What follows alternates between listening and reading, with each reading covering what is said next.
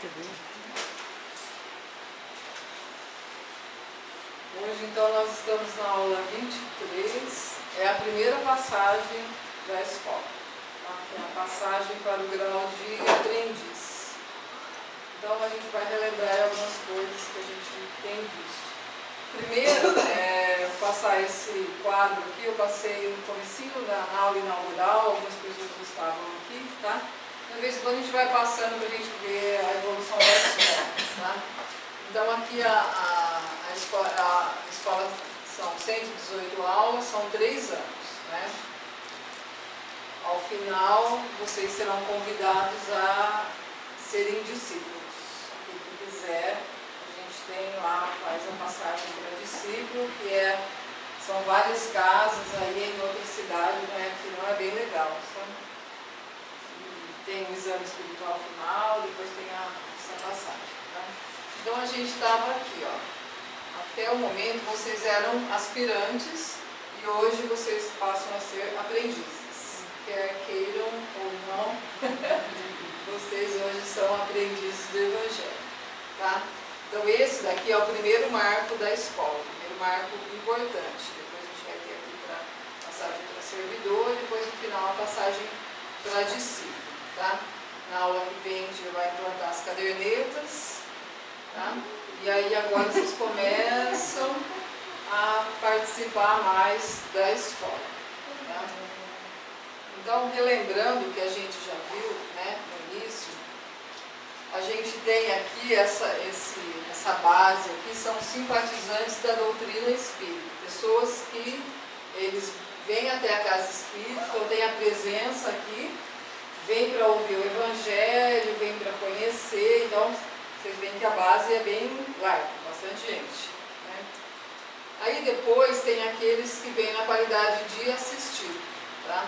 A pessoa vem aqui para fazer um tratamento espiritual, para passar por um atendimento fraterno, buscando o equilíbrio em alguma situação da vida, né? São bem menos pessoas, né? Apesar de que às vezes as pessoas vêm, fazem tratamento, não aparecem mais, outros vêm, vão, mas são menos. Mas aí a pessoa já está interessada em realmente ter um equilíbrio. Já começa a analisar e ver que ela precisa fazer algumas modificações, mas ela vem buscar o atendimento, tá? E nessas situações aqui existe uma relação de dependência muito grande aqui com a casa espírita, tá? Sempre. Como nas outras religiões também as pessoas são dependentes às vezes do culto, da missa, né? De estar indo ao local para buscar o Evangelho, tá? Aí depois vem vocês, quando ingressaram na escola de aprendizes do Evangelho, vocês eram aspirantes, tá? E agora vem a passagem de hoje, que é o grau de aprendiz. É aqui que começa a iniciação espiritual. É agora que a gente vai começar realmente a trabalhar. Porque agora está brincando. Agora está o café com leite. Agora a gente já começa. Jesus! Já teve aí uma base, né, de conhecimento, que até agora as pessoas estavam aqui, quem entrou estava buscando uma renovação, né, estava buscando ali o conhecimento, e agora que começa o trabalho de renovação. E aí aqui que vão ser aliados o conhecimento, daquilo que já foi passado até agora e das coisas que a gente vai passando na escola, com o trabalho pessoal de reforma íntima. Cada um vai fazer o seu, não é ninguém que vai reformar ninguém aqui não, né? Cada um que vai fazer as suas análises e cada um vai caminhar no seu tempo devido naquilo que se encontrar e que for daí se entendendo aí, tá? Aí depois a gente tem o grau de servidor, né, que aí as pessoas já começam a despertar para algum trabalho, às vezes na casa espírita, às vezes fora, então já começa a despertar aquela vontade de estar realmente voltando para as pessoas aquilo que está aprendendo, tá? Para depois chegar ao grau de discípulo, que aí o discípulo ele vai sair, ele passa a dar testemunho daquilo que aprendeu, tá? já ganham uma autonomia, já não fica mais tão dependente de uma casa espírita ou de alguém que vai ali ajudar a se refazer, ajudar a ter... Lógico que às vezes a gente também precisa estar passando por tratamento, normal, mas a gente já tem uma autonomia já, a gente já não, na hora que cai, a gente já consegue já levantar com mais facilidade, porque nós já ganhamos já, vamos dizer, no know-how, né? Um pouquinho assim, a gente já começa a ter já essa noção do que é que nós fizemos, onde a gente precisa trabalhar, então a gente já ganha já uma certa autonomia aí e passa aí a vivência do Evangelho, tá? Então esse é um quadro mais ou menos que a gente também vai sempre estar voltando.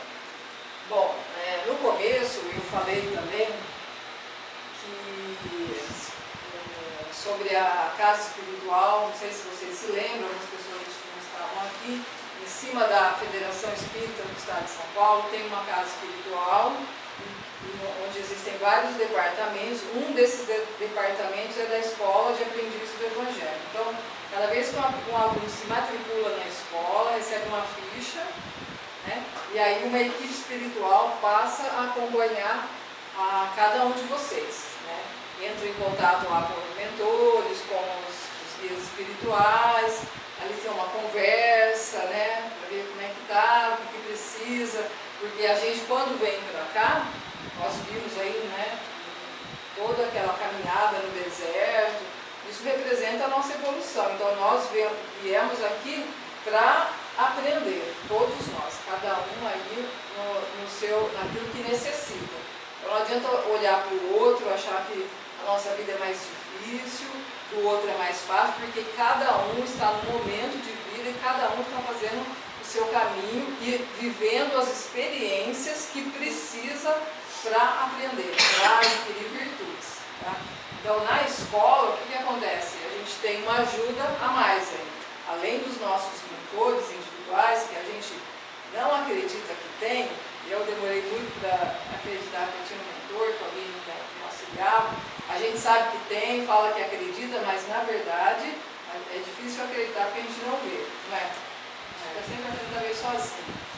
Então, nós temos sim, além dos mentores individuais, temos equipes da escola que nos acompanham. Então, aquele que começar realmente a estar estudando, a fazer as reflexões, a começar a se analisar e buscar isso daí, vai começar a perceber essa ajuda. Eu lembro nos exames, teve um exame que eu sonhei com... Era um tio, mas eu sonhei com uma pessoa, com um espírito que veio me trazer a mensagem que no dia eu senti, eu não sei quem que ele é, não é nenhum familiar conhecido, mas eu senti como meu pai. Alguns até perguntaram quando estava na sala se meu pai era vivo. Eu senti toda aquela emoção mesmo. Às vezes eu sentia, eram 3 salas, então eu estava muito conectada com isso, a hora que estava chegando a minha vez, eu sentia que saía de perto de mim, eu sabia qual sala que eu ia entrar.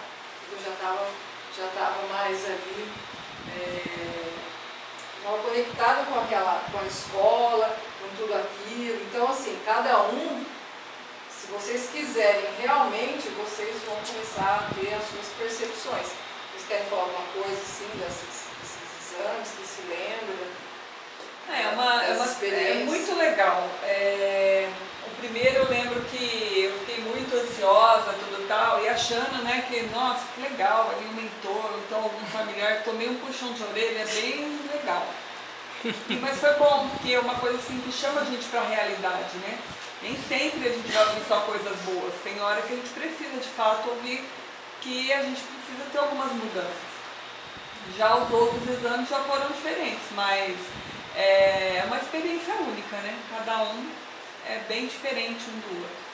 E é muita emoção, né? Nossa, eu lembro que eu fui no banheiro, fui chorar no banheiro para não dar muito vexame. É uma emoção que você não consegue controlar. Apesar da gente não ver, não estar ali vendo o que está acontecendo, a gente sente. E é assim, é emocionante mesmo. Quer falar alguma coisa? Eu achava sempre que eu tinha muita dificuldade, né, em imaginar ou ver, sentir quem que era meu mentor, assim. Não é ninguém conhecido, não é nenhum familiar, pelo menos não que eu saiba, né? Mas eu percebi, depois eu fui entender algumas coisas, porque eu sempre ficava muito irritada, muito brava em algumas situações, assim, parecia que estava fora do meu corpo, assim, era uma irritação com algumas coisas injustas, eu queria sempre as coisas muito certas, muito certo, e eu não conseguia saber por quê, né? Achava que era meu jeito, era brava, né? E na verdade não era isso. O meu mentor era realmente, ele é, né? Não é que ele é bravo, ele é muito certo. Só que eu só descobri isso no primeiro exame. Ele é espanhol, então eu tenho uma facilidade muito grande, por exemplo, para entender espanhol, para falar espanhol. Então eu não tinha essa percepção e eu fui perceber isso no primeiro exame, o tanto que eu ficava irritada, né? E na verdade era muito assim, ele me chamando a atenção, por isso que eu ficava muito brava. Depois eu aceitei, agora eu já não fico tão brava, eu já percebo se alguma coisa que está acontecendo assim, é ele que está ficando... A gente fez as pazes, assim. Entrou no acordo. Nós fizemos as pazes já no primeiro exame. Best friend. Agora é mais tranquilo, mas é interessante, assim, porque depois que você percebe, né, o meu exame, na hora que teve o primeiro exame, a pessoa que foi fazer, né, foi falar, começou a falar toda estranha já, toda em espanhol, daí eu já entendi, né. Então, assim, foi bem legal e é uma coisa, assim, a gente fica imaginando que talvez eles sejam muito mais evoluídos que a gente, né, e não é isso. Eu lembro que no segundo exame ele falou pra mim, assim, que pra mim foi sempre o mesmo. Os meus 3 exames foi o mesmo mentor que falou. Mas ele falou no segundo exame que ele estava aprendendo muito comigo, mais do que eu imaginava, né, com as coisas que eu estava vivendo e que ele estava aprendendo, que não dava para ele ficar comigo o tempo todo, full time, porque ele também tinha mais coisas para fazer. E foi legal, assim, porque foi muito direto e é muito o meu jeito também, então é legal, assim, você começa a perceber que você tem uma afinidade muito grande com o mentor, assim, e a gente não tem consciência. Depois você vai analisando, você percebe que você tem uma consciência grande, assim, isso é bem legal. A gente vai evoluindo, assim, vai percebendo depois algumas coisas, tá? E aí, quando eu fui fazer essa aula que não tem no livro, e aí eu pensei, o que eu vou falar? Eu não tinha nem noção do que eu ia fazer. E aí, há umas 3 semanas atrás, 4 semanas atrás, eu fui preparar um evangelho lá no Francisco de Assis. E também, assim, o que eu vou falar, né? Você fica lá, ajuda aí, né? Tendo aí. E eu sei que eu tenho bastante ajuda para as aulas e para os evangelhos, para tudo. Quando a gente vai conversar com as pessoas, a gente tem muita intuição. Aí eu pensei em falar sobre sacrifício. Quando a Milva tinha perguntado a questão do sacrifício e tal, aí começou a vir ideias. Aí comecei a falar de algumas coisas que a gente viu aqui na escola e tal, e fui montando o evangelho, falando sobre sacrifício, sobre o tabernáculo e tal. E peguei umas questões do livro dos Espíritos que fala sobre sacrifício e fiz o evangelho, achei super legal, falei, legal esse evangelho. Até pensei, vou fazer uma hora lá chamar a Dona Milva para ela vir assistir, achei interessante. E aí, terminado, eu fui pensar na minha aula, aí a gente tinha que fazer a aula mesmo. E aí fui buscar a referência bibliográfica, a gente tem lá algumas referências. Peguei lá a referência, livro dos Espíritos, a hora que eu abri a página era sacrifício. Mas não soube chamar. Eu falei, nossa, então vai poder assistir. Aí eu comecei a pensar, analisar, e aí eu vi que a aula estava praticamente pronta ali naquele evangelho. E aí é mais uma vez a certeza de que nós somos realmente guiados, que existe uma equipe espiritual que dirige esta casa e que dirige a gente também, que vai ajudando nas aulas, né? Lógico que tem a nossa contribuição, mas que a gente tem muita orientação. Essa foi mais uma certeza de que nós temos uma equipe espiritual que está conduzindo essa escola. Cada escola, ela é diferente.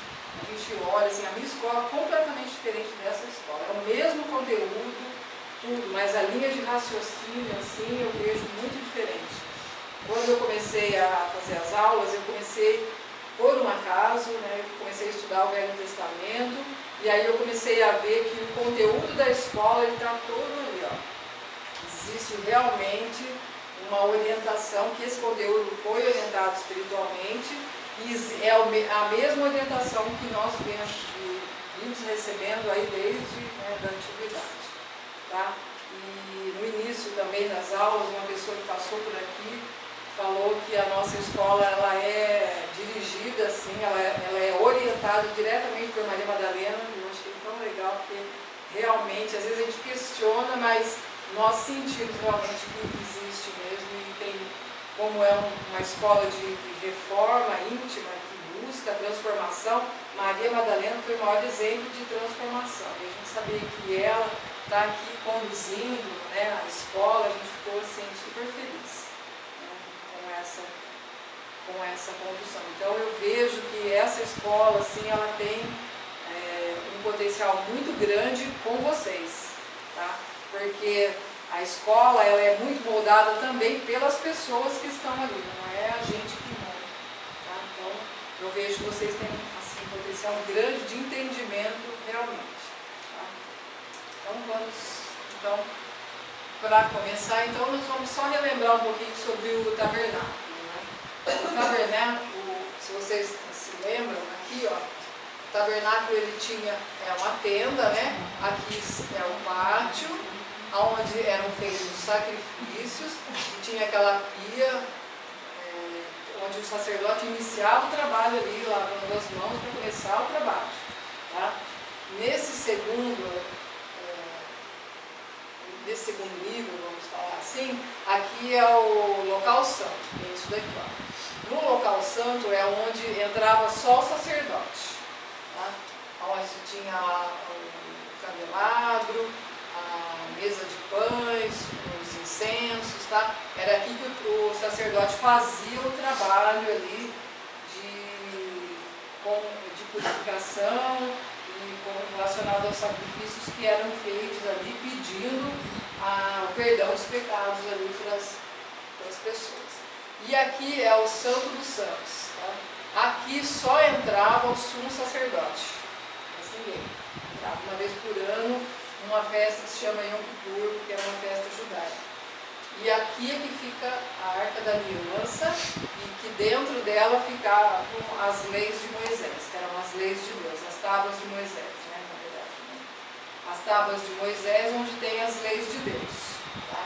Então esse daqui era o sistema de sacrifício do Velho Testamento. Aqui a gente vai olhar lá, está lá em Êxodo. Esse tabernáculo, quem mandou construir na simbologia do Velho Testamento foi Deus. E ele falou, construam um tabernáculo que eu habitarei neles, não no tabernáculo, neles, entre o povo. E aí se vocês forem olhar lá, Deus mandou fazer a tenda e ele deu um projeto, medida, um projeto arquitetônico. Tem as medidas, como é que onde é que era, certinho. Então lá, o tabernáculo foi orientado por Deus. Tá?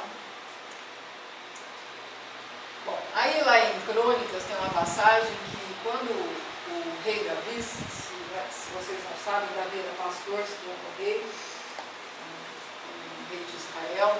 Ele, quando ele já morava lá no palácio, né, o palácio todo de cedro, que era a madeira assim, mais nobre da época, ele olha para a tenda e fala, tadinho de Deus, né, eu aqui nesse palácio, né, eis que mora em uma casa de cedro, mas a arca da aliança do Senhor está debaixo de cortinas. Então, não é justo eu ficar aqui nesse palácio, Deus está lá, naquela tendinha lá, as leis de Deus ali debaixo de cortinas. E aí, depois, Natan, que era um profeta, ele recebe uma orientação, deu um puxão de orelha lá em Davi. Falou assim, não serás tu que me construirá uma casa para eu morar. Davi, pode parar com isso. Tá? Acaso eu pedi para construir uma casa de cedros, está na Bíblia. Tá? Eu pedi para uma casa, para construir uma casa de cedro, né? E ele fala lá que ele nunca habitou casa nenhuma construída por mãos humanas. Tá? E até aquele momento, todos, Davi, Moisés, todos eram tratados como servos de Deus. Tá? E aí que ele faz uma das profecias da vinda do Messias.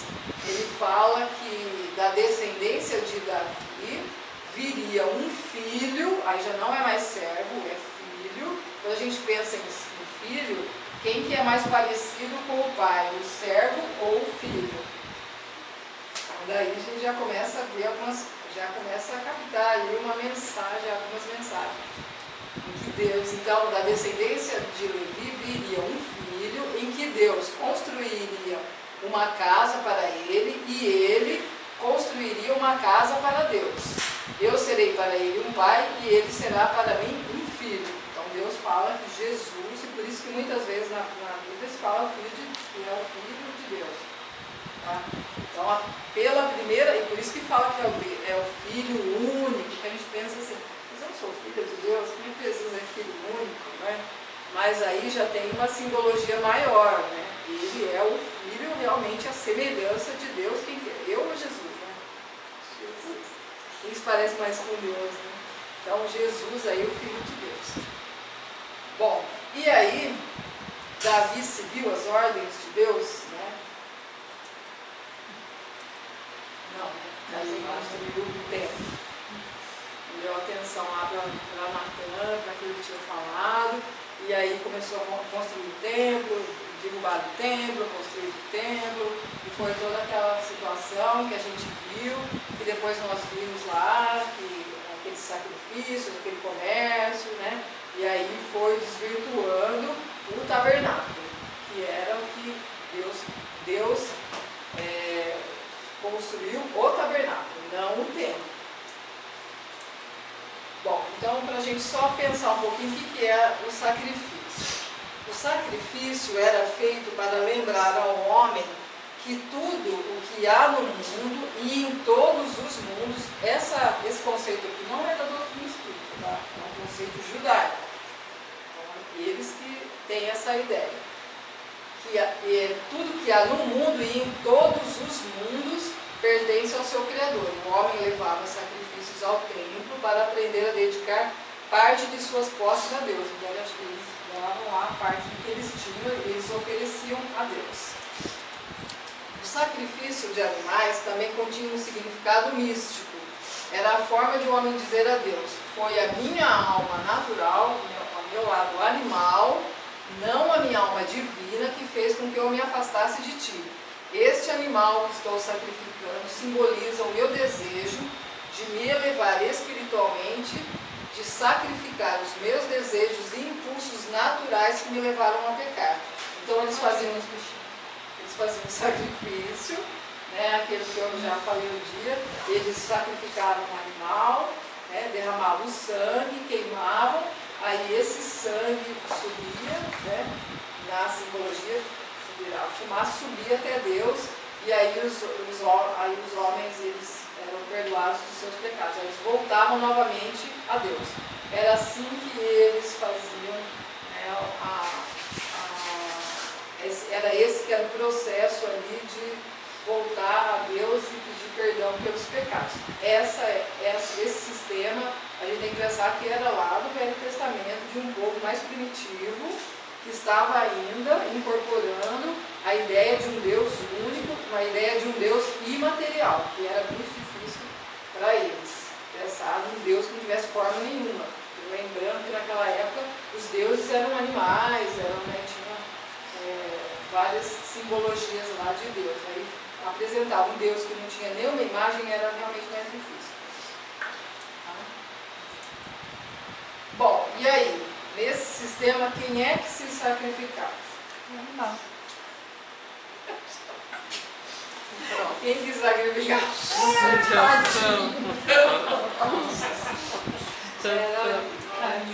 Então a gente vê que era só externo. Então era um sistema de sacrifício externo. Não existia uma análise interna. Você vai lá e paga para mim. Você vai lá, você pecou, eu pequei, então eu vou oferecer esse sacrifício a Deus mas quem sacrificava não era eu, era um animal, eu oferecia a vida dele, aí ele é que subia até Deus, não eu, porque senão eu tinha que... Mas já existia um início de, pelo menos, ter consciência de que eu pequei, né? Sim, era já um início já de uma mentalidade de que eu tinha que voltar a Deus. Eu errei, e eu me afastei de Deus, eu tenho que voltar a Deus. Então, como que eu vou fazer isso? É um sacrifício. E aí a gente viu lá que os essênios começaram a interiorizar esses conceitos. Eles começaram a pensar no que eles tinham feito, tinha aquela caderneta, lembra da aula lá? Eles começaram já a fazer, tomar os banhos, eles já pensavam nas faltas, então já começou o início ali, já iniciou ali um processo de interiorização dessa questão espiritual. Bom, e aí a gente vai chegar lá naquela passagem, que foi a aula da Edina, semana passada, tá? E tudo isso estava no Evangelho, hein, gente? E antes da aula da Edina, já estava no Evangelho. Eu ouvi e falei, nossa senhora, eu tenho certeza que realmente essa aula está orientada. Tá? Então, ali tem a passagem dos vendilhões do templo, né, que Jesus chegou lá no templo, ele não ficou nervoso, ele não se exaltou, ele chegou lá e veio dar uma lição ali, que era para ficar na história. Fez ali é estranho de falar encenação, mas era algo assim comum na época. Ele foi lá e passou uma lição ali que ficou até hoje gravado na mente das pessoas. Isso foi sendo repassado, né, anos e anos. E aí ele falou assim, derrubai este templo e em 3 dias eu levantarei. E aí eles perguntaram, como, né? Em 46 anos foi edificado este templo e tu o levantarás em 3 dias. Ninguém entendeu nada, nem os discípulos dele entenderam. Como isso, né? Como é que ele vai uma mágica, né? De construir o templo, porque a ideia deles era muito material. E aí, no Evangelho de João, que ele escreveu já velhinho, depois que Jesus já tinha ido para a cruz, ressuscitado, e aí depois da ressurreição, eles entenderam que ele falava do templo do seu corpo. E aí ele já o tabernáculo passa a ser o corpo. O templo não é mais aquele templo lá externo, já é interno. Então Jesus ele começa a chamar a atenção para a forma como eram feitos os sacrifícios. Ele já começa ali em vários ensinamentos a falar, ó, presta atenção, que adianta, né, ir lá, matar o bichinho, mas se não muda nada dentro de você, né? Então tem uma passagem aqui em Mateus que ele dizia o seguinte, portanto, se trouxeres a tua oferta ao altar, e aí te lembrares de que teu irmão tem alguma coisa contra ti, deixa ali diante do altar a tua oferta e vai reconciliar-te primeiro com teu irmão, e depois vem e apresenta a tua oferta. Então não adianta eu ir lá, oferecer, fazer a minha oferta a Deus e estar ali brigada com pessoas ou fazendo coisas que não são certas, estar ali naquela relação de briga, discussão. Primeiro eu tenho que me entender ali, ver o que é que aconteceu, aí para depois eu vou fazer a minha oferta a Deus. Primeiro eu olho para dentro de mim, olho, ver aquilo que eu preciso mudar para depois eu ofertar o que eu tenho de melhor a Deus. Bom, e aí a gente vê que Jesus muda o sistema de sacrifício. E o sacrifício ele passa a ser interno, já não é mais externo. Então ele já começa a falar que as pessoas precisam analisar sua própria consciência, seus atos, sentimentos, atitudes, né, para sacrificar os seus vícios, os seus hábitos, né? E para que eles realmente possa haver essa transformação aí, renovação. Então, e aí nós vamos então analisar o que fala a doutrina espírita. Né? A gente viu lá atrás, tinha a primeira, segunda, terceira revelação. A primeira revelação, ela é representada por Moisés, mas ela está ali toda fundamentada no Velho Testamento. A segunda revelação de Jesus e a terceira revelação, a doutrina espírita. Então, era uma humanidade mais primitiva, depois com Jesus ela já tinha um amadurecimento, e depois com a doutrina espírita se diz que a humanidade ela já estava mais madura, já conseguindo entender um pouco mais sobre essas questões espirituais. E aí no livro Mundo Maior, André Luiz fala que o cérebro se divide em 3 regiões distintas ou andares. No primeiro, nós temos a residência dos nossos impulsos automáticos, nossos vícios, hábitos e automatismo. Então nós temos nossa herança do passado, primeiro andar. Tudo aquilo que nós já trouxemos de outras vidas anteriores, nossos vícios, aquelas ações automáticas, aquelas reações que a gente tem para onde veio isso, a gente já traz do passado. No segundo andar, nós localizamos o domicílio das conquistas atuais, que é o nosso esforço e a vontade. Então, são as nossas conquistas, o que nós estamos modificando hoje. Está no nosso segundo andar do nosso cérebro. E no terceiro, nós temos a casa das noções superiores. É a meta superior a ser alcançada. Então, é a nossa ligação já com a espiritualidade superior, já nos direcionando o que a gente precisa mudar, aonde que nós devemos, quais são os vícios, quais são as reações automáticas, o que a gente precisa mudar. Tá? E essa inspiração vem de Deus, da espiritualidade superior. Então nós temos dentro do nosso cérebro o passado, o presente e o futuro, aquilo que nós podemos vir a ser. No livro dos Espíritos, Kardec pergunta onde está escrita a lei de Deus, e aí responde que é na consciência. A gente viu isso daí lá no curso básico. Tá? Então nós vamos analisar a primeira, segunda e terceira revelação. Então nós temos lá o tabernáculo, depois Jesus e a casa mental ali de André Luiz, que está ali na doutrina espírita. No tabernáculo a gente tem lá, lembra lá o local dos sacrifícios, onde qualquer um podia entrar? A casa mental, ela fala que no primeiro nível é a residência dos nossos impulsos automáticos, hábitos e automatismo, onde se faz o local dos sacrifícios, lá no tabernáculo. E olha como tem relação, aí a gente, nesse primeiro nível da nossa casa mental, qualquer um pode entrar, não é? Porque a nossa nível mais inferior está aberto ali a qualquer influência e aquelas influências mais complicadas. Então ali já é o mundo realmente material ali se manifestando no nosso cérebro. E é lá que começa o sacrifício, que é dos nossos vícios e nossos automatismos, e herança do passado. Lá no tabernáculo tem o lugar santo, que é o segundo nível, onde só os sacerdotes tinham permissão para entrar, é o local onde se abrigavam os elementos mais refinados do serviço do templo. Aí já existe um trabalho ali, já espiritual, ali no segundo nível. Na casa mental, o segundo nível representa as conquistas atuais.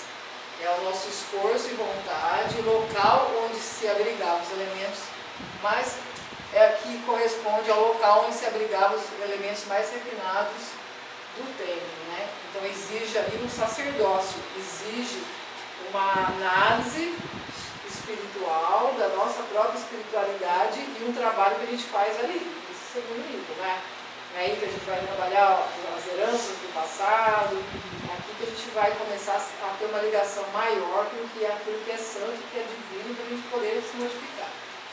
E aí no terceiro nível, no tabernáculo, a gente tem os santos dos santos, onde só o sumo sacerdote podia entrar, que é o local onde ficava a arca da aliança, que eram as leis de Deus.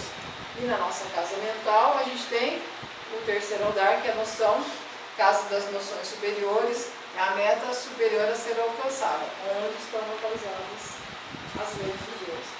É interessante a gente ver, E aí qual que é a conclusão que a gente chega olhando tudo isso? O ensinamento sempre foi o mesmo, só mudou a linguagem.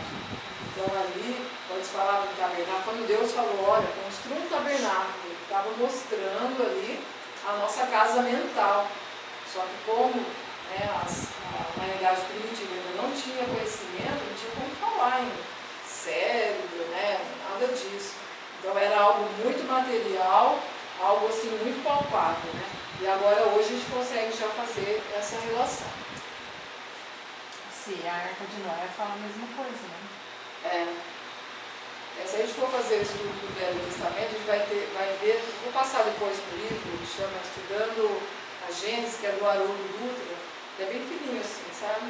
Mas é interessante. Bem fininho assim. Sim, ele é fininho assim. Ah, foi logo assim? Ele é fininho mesmo. Fininho assim.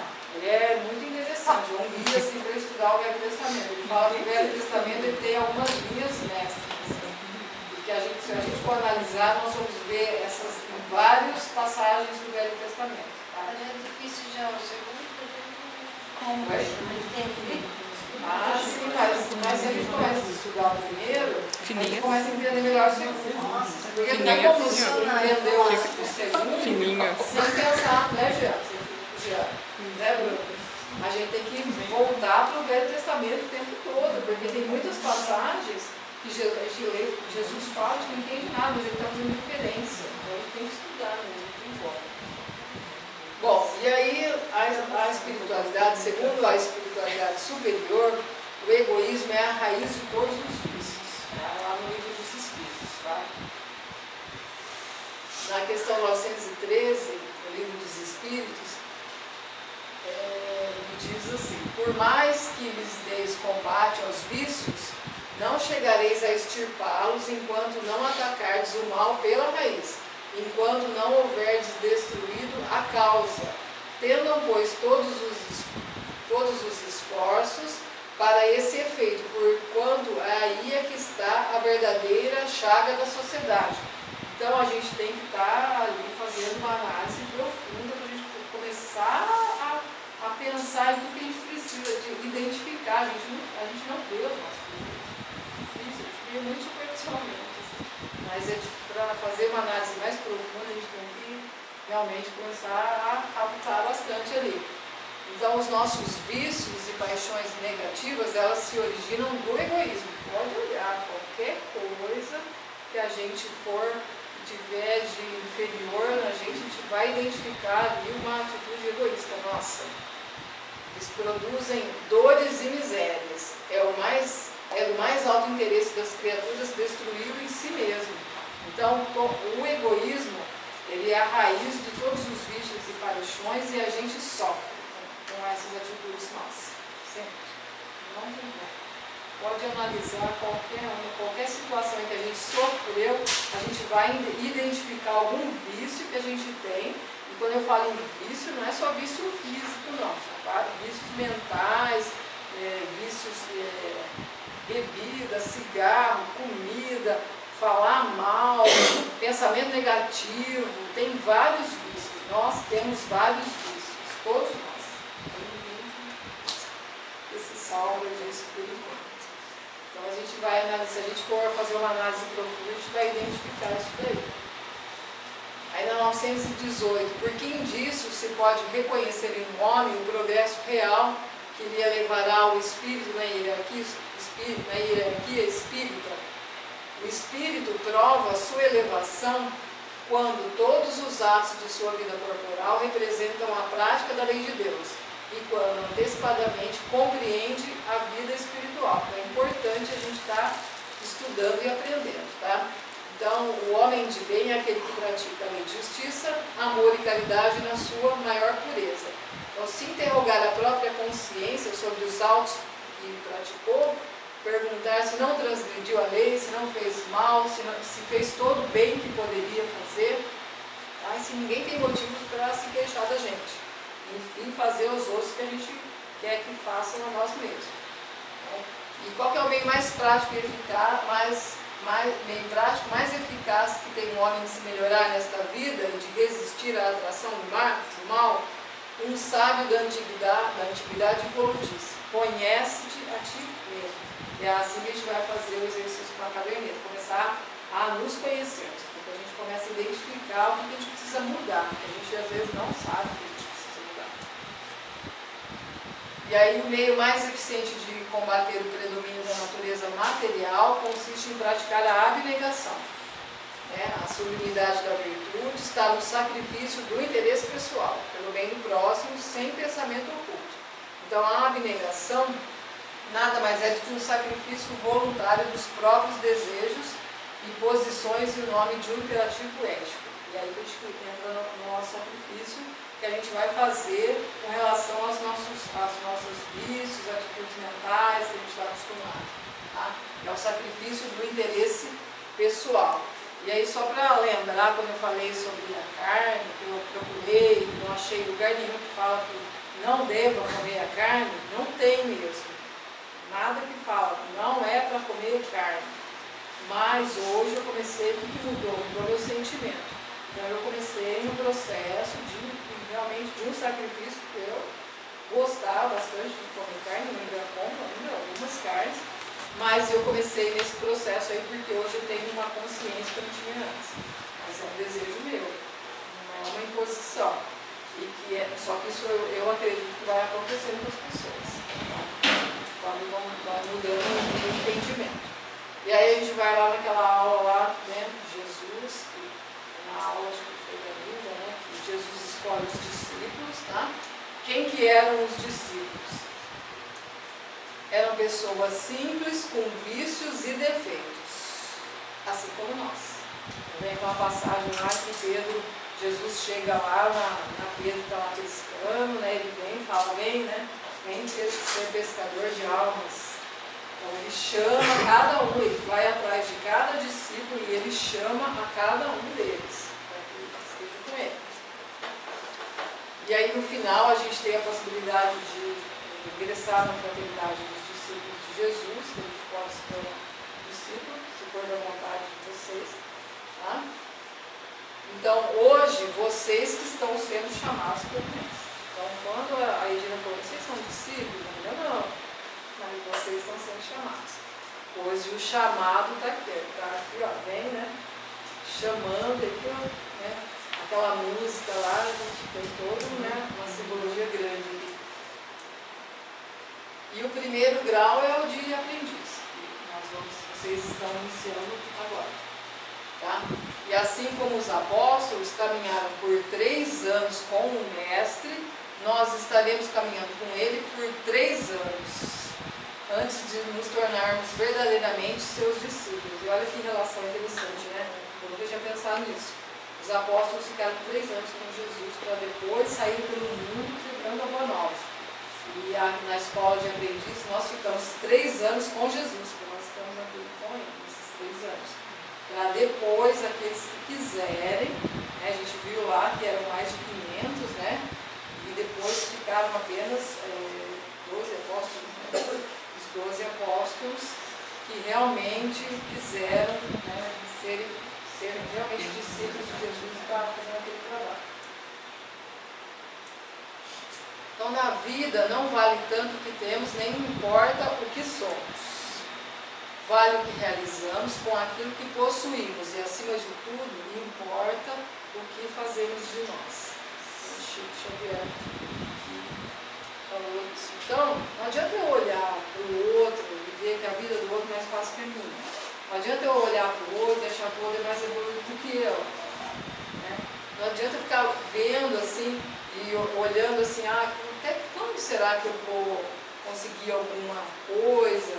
O que importa realmente é aquilo que nós fazemos. Então eu posso estar lá no fundo do poço e se eu tiver uma atitude de renovação, isso é importantíssimo. Posso às vezes dar um salto muito grande, muito maior do que muitos que estão ali já numa condição muito melhor que a minha e andam muito devagar, sem querer se esforçar muito. Então, essa renovação ela é muito pessoal, muito. Cada um vai fazer o seu tempo naquilo que desejar, se desejar. Bom, aí eu vou passar um quadrinho aqui, ó, como o Leandro vai dar semana que vem. Se vocês quiserem, eu pôr esse quadrinho, porque é interessante para a gente fazer a caderneta, assim, pensar, sabe? Como é que a gente vai fazer? Eu não vou nem entrar muito nisso, não, porque acho que o Leandro vai falar mais. Aí tem alguns sentimentos defensivos que a gente tem, né?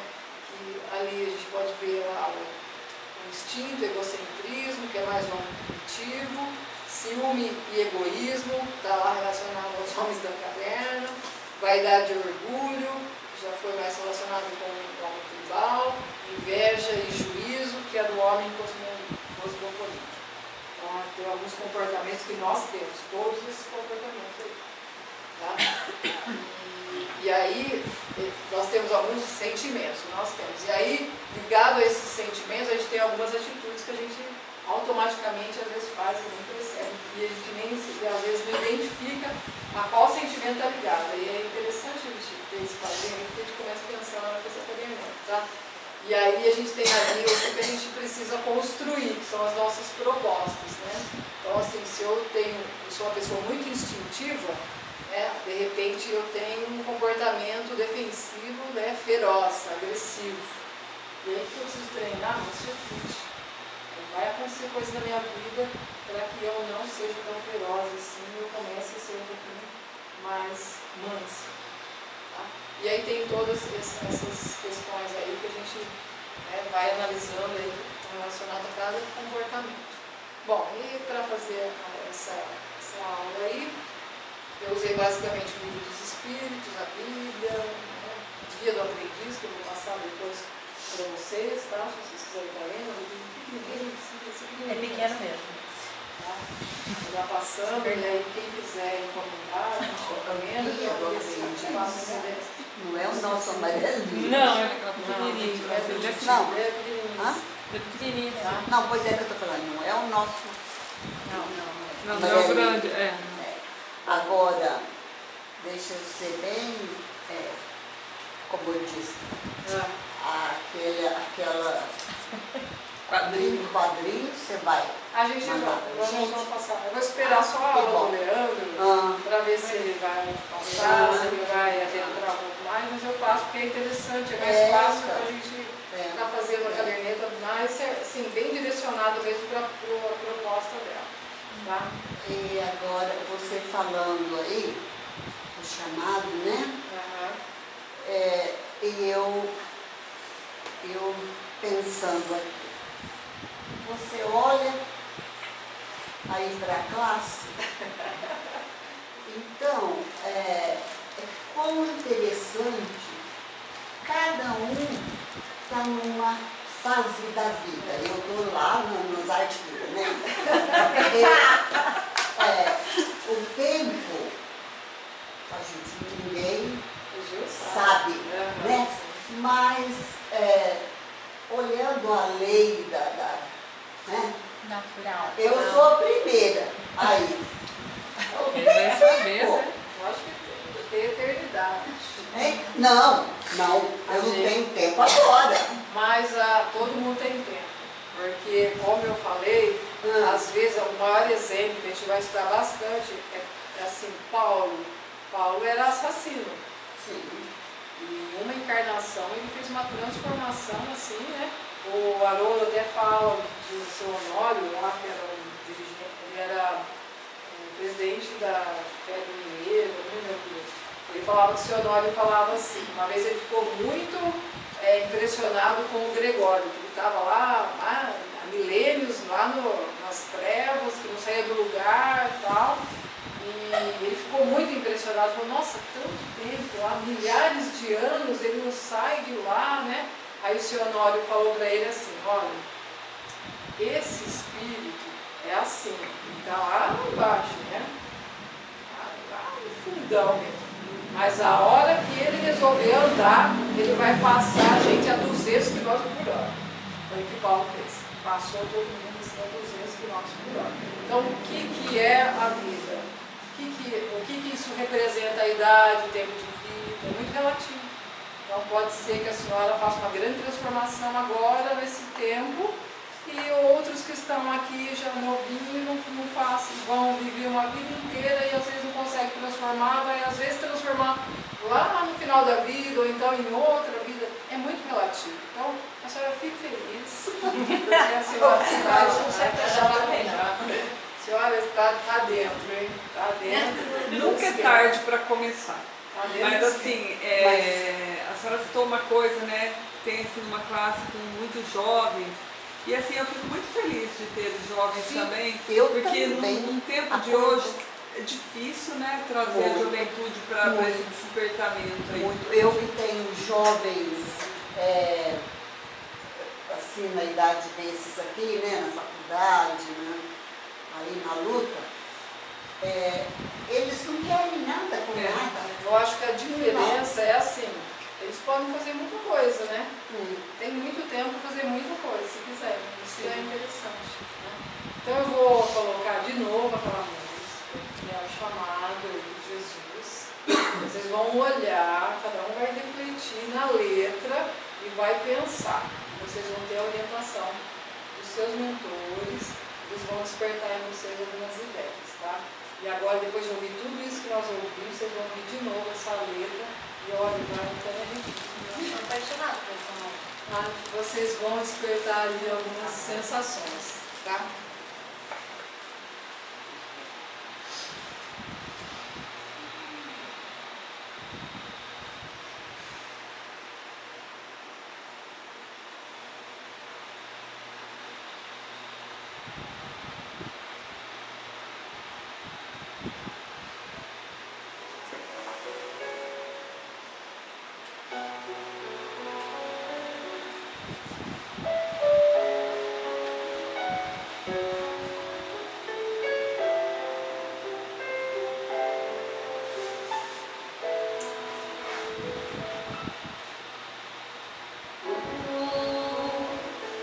Já beiraste da praia, não buscaste ensaios inimigos, somente queres que eu te siga, Senhor. Iluminaste meus olhos a sorrir, pronunciaste meu nome lá na praia. Eu larguei o meu barco junto a ti, buscarei outro mar.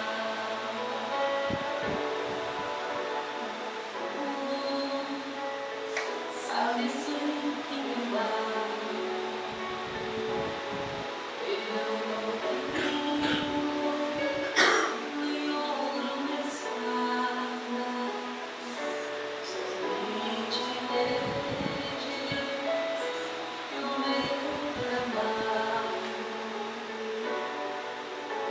Senhor,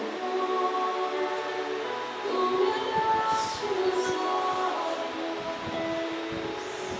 a sorrir, pronunciaste meu nome lá na praia. Eu larguei o meu barco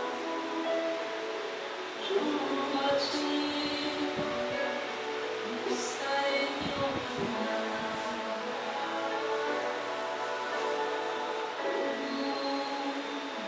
Minhas mãos suicidas, meu cansaço, que a outros descanse, amor que almejas em minha mão. Senhor, tu me olhaste nos olhos a sorrir, pronunciaste meu nome lá na praia. Eu larguei o meu barco junto a ti, buscarei outro mar.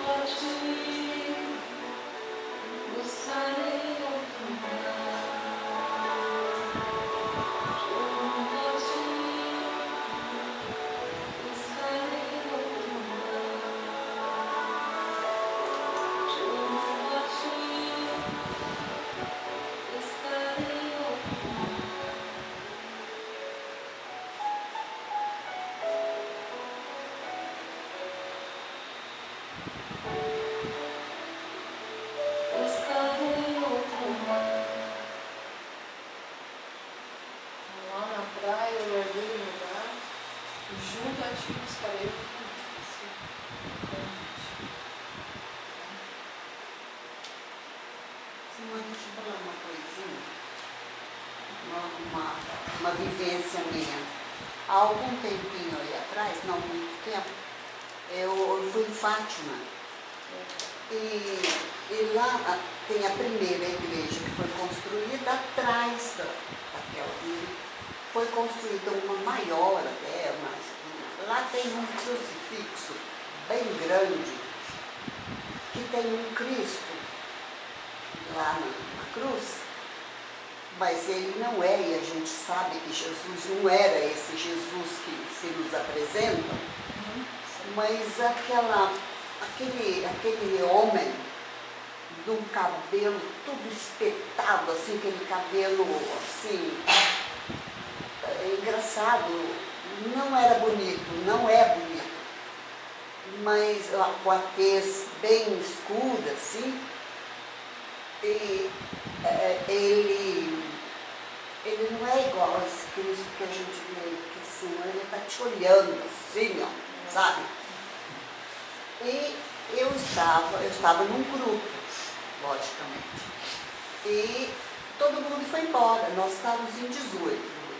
Todo mundo saiu e eu fiquei sentada no primeiro banco, encarando aquele Cristo ali, que eu fiquei apaixonada por ele. Quando eu olhei, não tinha mais ninguém ali perto de mim, e eu escutei claramente, Nilva, sabe? E aquilo foi impressionantíssimo. Eu virei para trás, levantei, fiquei olhando, porque se você ouve um nome mais comum, o meu não é, né? Eu fiquei impressionadíssima com aquilo, gente. E até hoje eu carrego aquela. Não consegui, ninguém conseguiu tirar uma foto dele. Nem eu, nem ninguém que estava. E aí fica a dúvida. Claro, ele me chamou. Hein? Ele me chamou, mas não falou. Não falou mais nada. Mas a senhora estava me divertindo, várias coisas ali. A Nilce, E aí ele mostrou a presença, né? Isso foi para chamar a atenção mesmo. Gente, então vamos então concentrar, né? Para a gente finalizar essa aula de hoje. A gente vai aqui fazer uma mentalização, uma vibração. Não, para a gente estar aqui recebendo uma mensagem. A gente sempre falou aqui que a gente tem uma equipe espiritual, tem também os alunos espirituais que participam das aulas, tá? E a gente vai estar aqui esperando, aguardando aqui uma mensagem para vocês hoje.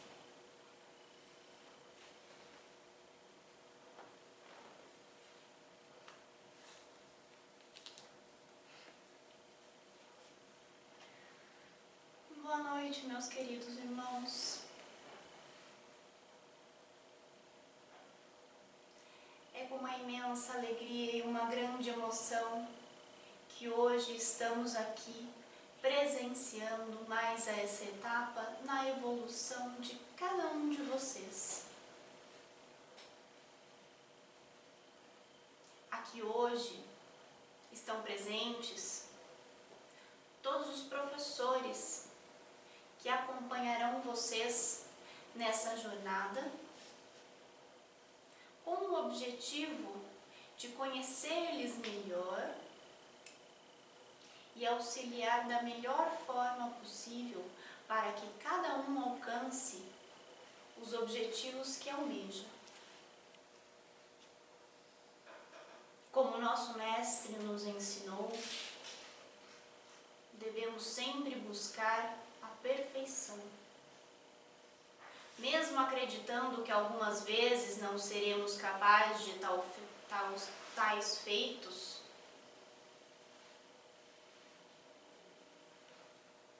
devemos buscar sempre o mais próximo do nosso mestre.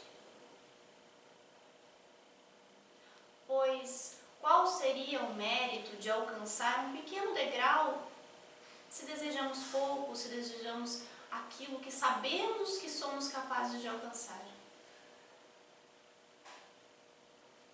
O nosso objetivo é aprender a buscar. E buscar sempre o mais alto, Pois o tempo, como questionou a nossa irmã aqui hoje, é relativo. Cada um vive o tempo de uma forma diferente. E o seu aproveitamento é imensamente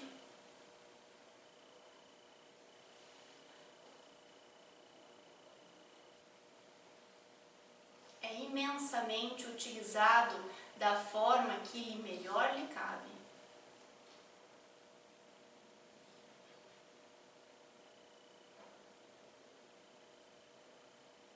Se pensarmos que não somos capazes, jamais chegaremos aonde desejamos. Mas, se acreditarmos, tivermos fé e buscarmos, mesmo que algumas vezes a gente tropece nesse caminho, o auxílio que cada um terá será infinitamente grande. É com grande prazer, é com imenso amor que nós auxiliamos vocês. Na nossa pequenez, nós tentamos levantar cada tropeção. Por isso, nós estamos aqui hoje para desejar que essa caminhada seja de realizações, pois ela jamais será fácil. Desejamos que essa caminhada seja de aprendizado.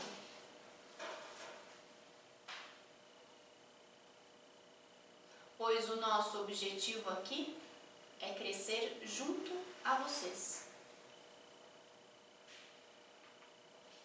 Muito obrigado pela participação de todos que aqui estão, pelo empenho e dedicação que cada um tem colocado nas suas atividades, pelo esforço que é estar aqui semanalmente, assistindo, escutando, algumas vezes palavras das quais não nos reconhecemos, mas que no fim tudo há de valer a pena. Parabéns mais uma vez a vocês. Que a paz do nosso Mestre Jesus Cristo acompanhe a cada um ao seu retorno do lar e que uma reflexão fique em vossos corações. Abracemos esta nova etapa com todo o amor que o nosso Cristo deseja que nós tivemos.